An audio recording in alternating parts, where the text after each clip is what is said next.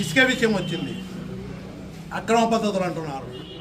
ఈరోజు చిత్రావతి నమ్మి కోట్లకు అమ్మేశారు. ఆడ ట్రాక్టర్ల విషయం మాట్లాడలే.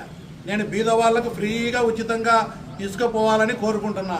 కానీ రేపు భవిష్యత్ తరాలకు ఇబ్బంది జరిగే విధంగా చిత్రావతిలో రైతులు నా దగ్గరకు వచ్చినారు కొండాపురంలో. అన్న, రైతులకంతా ఇబ్బంది జరుగుతోంది. రాత్రి పగలు 60 టన్నులు 70 టన్నుల టిప్పర్లు వచ్చి మొత్తం ఇసుక తరలిస్తున్నారు, రాత్రి పగలు తరలిస్తున్నారు. ఈడ పెన్నాల్లో కూడా నిన్న నాకు ఫోన్ చేశారు.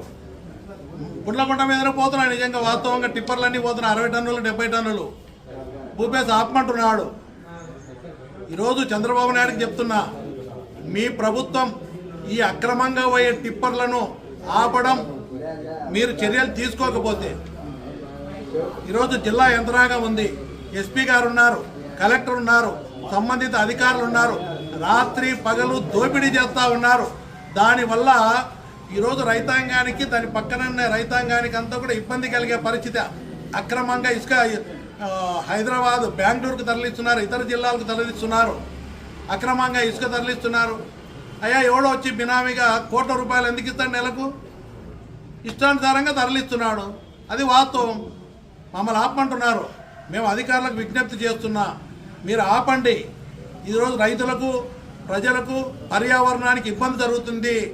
ఆపని పరిస్థితుల్లో అవసరం వస్తే ప్రజలే ఆపుతారు. దానికి నేను అండగా ఉంటా.